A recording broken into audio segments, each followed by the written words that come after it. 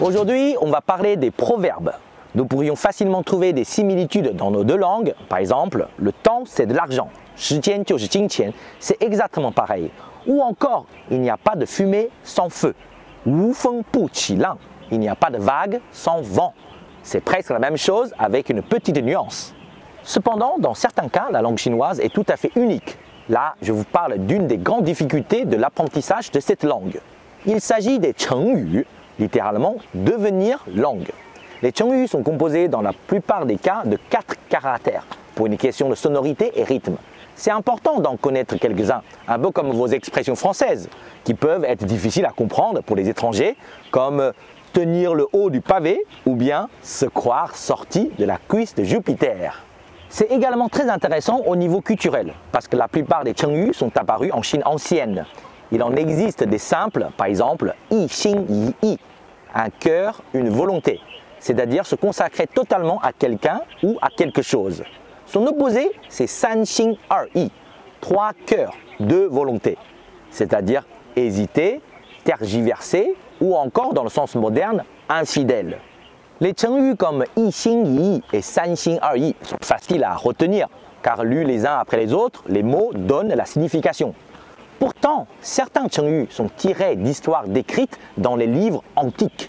Ils représentent la morale de l'histoire, mais si vous ne connaissez pas l'histoire en question, c'est difficile de les comprendre. Comme pour votre expression « mi-figue, mi-raisin », j'ai mis du temps à comprendre qu'on ne parlait pas de faire des courses.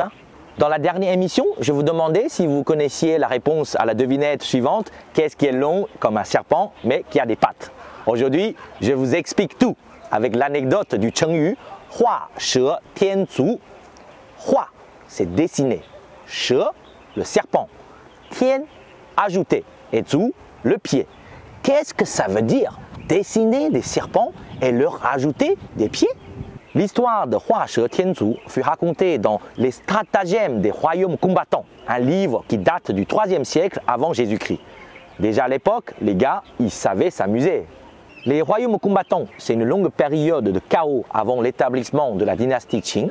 Dans le royaume de Chu, un homme donne à ses serviteurs une jarre d'alcool à se partager. Mais les serviteurs sont nombreux et la jarre est petite. Alors, il suggère que les serviteurs dessinent des serpents sur le sol. Celui qui finit le premier gagne et remporte le pot d'alcool pour lui tout seul. Tous se mettent à l'œuvre. Et l'un d'entre eux termine son dessin très rapidement. Il prend le pot à boire, il le tient dans ses mains. Mais tout à coup, il décide qu'il peut continuer à améliorer son dessin. Alors, il rajoute des pieds au serpent. Il se dit, les autres, les perdants, ils ne peuvent même pas finir leur dessin pendant que moi, je suis là en rajoutant des pieds à mon serpent. Malheureusement, tandis qu'il fait cela, un autre serviteur, il finit son dessin de serpent et lui arrache le pot de la main. Il lui dit d'un ton sarcastique, « Mais qu'est-ce que tu es en train de dessiner, toi? Aucun serpent n'a de pieds !» L'homme qui aurait pu gagner le prix a perdu. Parce qu'il a fait plus que ce qu'il aurait dû faire. Ce chengyu est utilisé pour décrire l'acte de ruiner un effort en ajoutant quelque chose de superflu. Il y a une expression en français qui ressemble beaucoup à Hua she tian zu. C'est la 5e roue du carrosse. Un carrosse ayant 4 roues, la 5e est superflue. L'expression décrit quelque chose ou quelqu'un de trop, qui ne sert pas à grand chose, ou voire à rien. N'est-ce pas exactement comme dessiner des serpents et leur ajouter des pieds? J'espère que vous avez bien apprécié ce petit intermède culturel et linguistique. Car shu neng sheng qiao, comme on dit en français, c'est en forgeant que l'on devient forgeron. Et si vous vous sentez parfois découragé, sachez que yu ji yue lei, on avance pas à pas ou bien petit à petit, l'oiseau fait son nid, comme vous dites. Et vous connaissez quoi comme chengyu?